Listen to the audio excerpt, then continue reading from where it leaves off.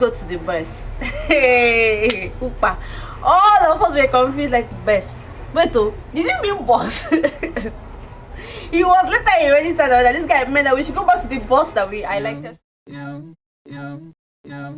Head over heels for that someone. Head for the hills for that. So I just came back from Ghana. I decided to share some of my cultural shock that I noticed about Ghana that I don't know if you've experienced it or you're a Ghanaian. This is no shade to Ghana. You just realize that in every environment you get to, you always see something that is different from what you're used to. So that's the purpose of this culture shock video. So let's get into the culture shock I experienced and some of my peers experienced during my Ghana. If you're new here, my name is Magdalene. On this channel I talk about fashion, travel and lifestyle, and I do believe if you look good you will definitely feel your best. So let's get into the culture shock, which is something that we experienced on our trip. So let's start with their money. So on the night of my hotel, when I got to my hotel, Exotic Palace Hotel, so we just needed to get water, right? So the guy said we should walk down to a street, so we just walked down, and they told us that the money we should look for pesos. And we all me and the girl that went, we were confused like pesos.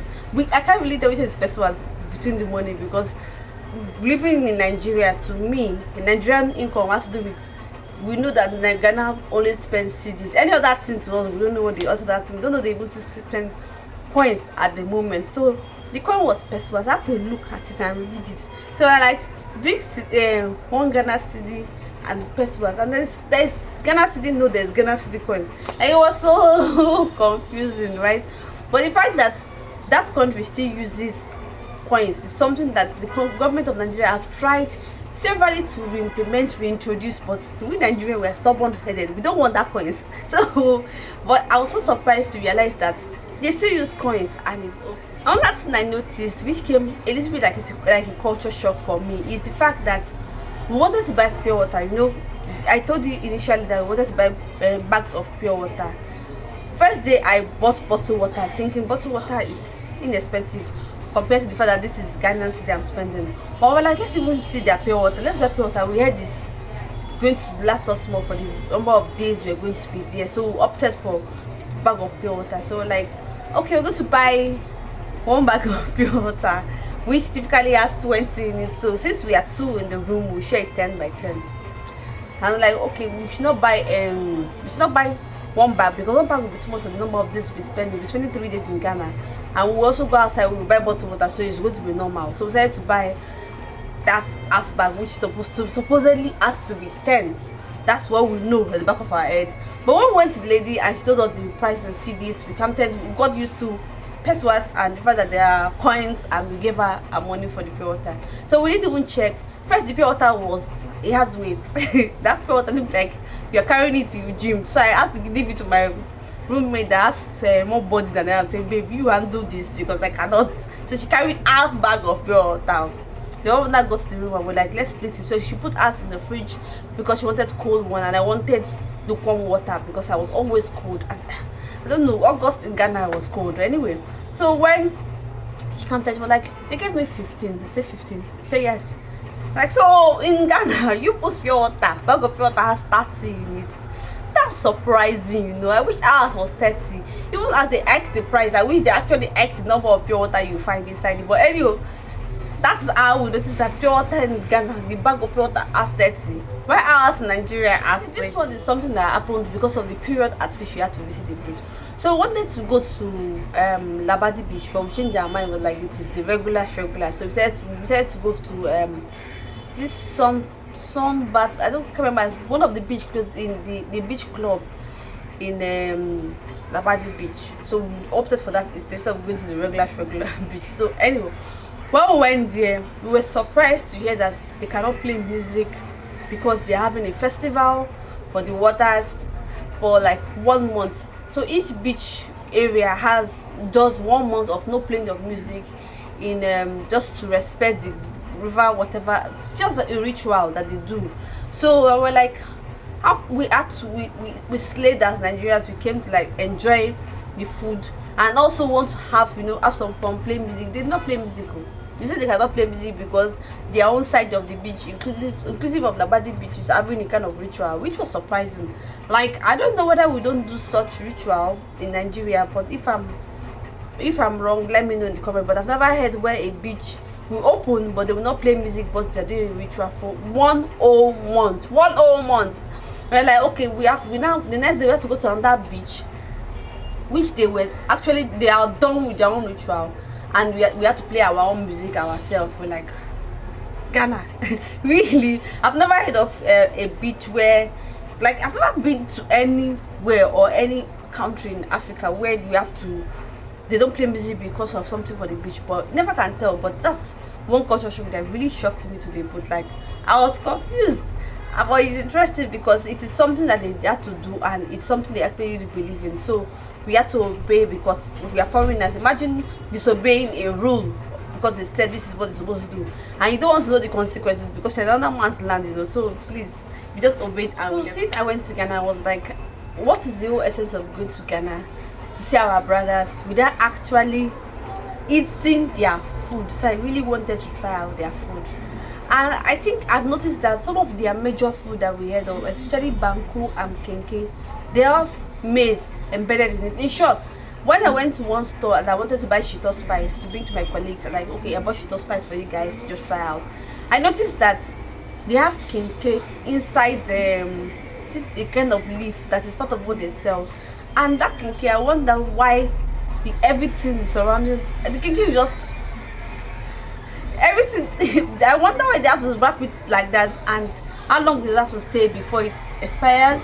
I don't know how to put it, but I tried kenke out at kenke with fish, and I did not like it. It's really, really not my vibe. I felt this after sour taste that come with it, and I really feel like, is it that this kenke is supposed to be sour? I wouldn't know. So when my roommates went and tried banku and said banku is made from what they used to do kenke with corn and also banana, and I was like, hell nah, I'm not trying banku too, because that aftertaste that comes with corn, I don't understand. Corn everywhere. Then another culture shock that really shocked us to ourselves, that is the fact that just egg is a form of snack. Like, I was surprised. Normally when we buy egg, you just boil the egg and you are done. But I saw how the lady arranged her egg in a layer. She was so interested to see someone arrange egg like it's something so interesting and a snack. Then when you now say you want to buy this egg, she called this one name which I can't remember for the life of me. That egg, you now slice it and put pepper, put onions. It was just so different, and I had to taste it, and it was actually yummy. But the fact is, I've never seen where you do so much ceremony to eat egg. If you're not in Nigeria, you will not understand what ceremony is like. How would I put so much? I put so much just to eat egg, like boiled egg. Ow!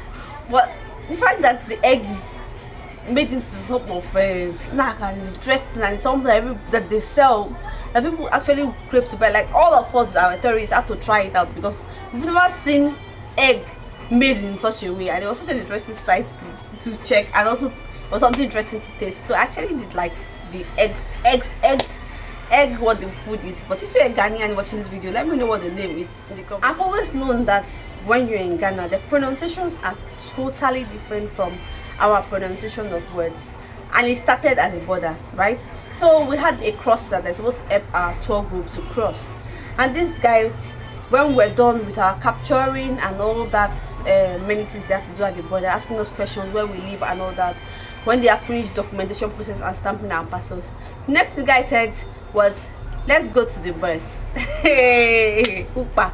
All of us were confused, like, bus. Wait, oh, did you mean bus? He was later registered that this guy meant that we should go back to the bus that we highlighted from. We're like, oh, let's go back to the bus. Okay, we're going to the bus.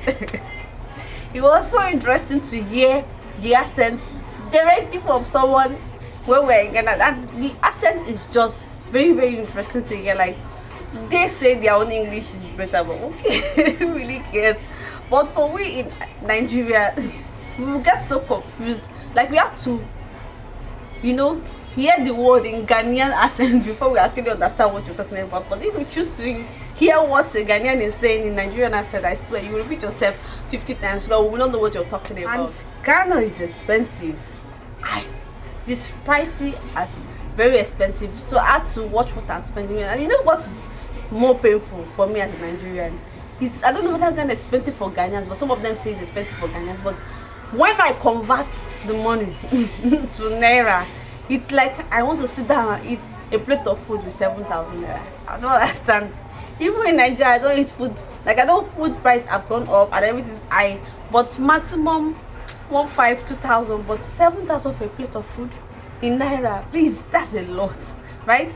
So I now realized that another thing I noticed that there are normal buses that we normally have. So our own is normal Molue buses or yellow buses, whatever bus we call it in Nigeria, and theirs is called Trotro. And that Trotro, every time I'll never be like, when anybody is going to China Mall, enter Trotro, I'll be like, what's Trotro? He just said Trotro is the normal bus that you will see that you stop and follow them to wherever you're going to. So it's more like Molua buses, but theirs is called Trotro. It's like so interesting to hear that they have Trotro. Seriously, like Trotro of all words, but it's something to actually know that they have something interesting they call theirs. But I didn't really take Trotro because I do want to go out. So I was always following the top guys.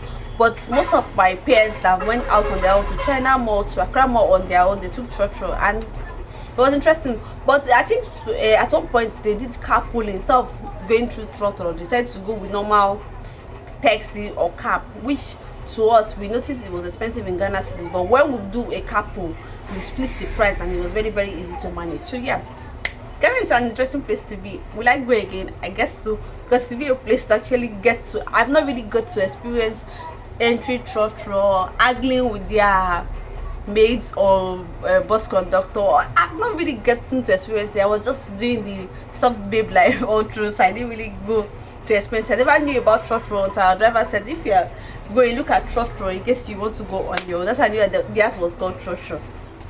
So guys, which of this culture shock in Ghana do you like? Are you going to try that egg milk? Because I highly recommend it. So if you're a Nigerian or you're from any other part of West Africa or wherever you're coming from and you go to Ghana, try that egg sauce. It's around 4 Ghana cities and it's very, very tasty. Like, that is giving, and like, it's an elevated egg. That's one thing I would say. It's elevated egg and it's something I recommend you try. If you like this video, give this video a thumbs up. Tells YouTube you enjoy my videos. Subscribe to my channel till that time. Bye guys. Head over heels for that someone.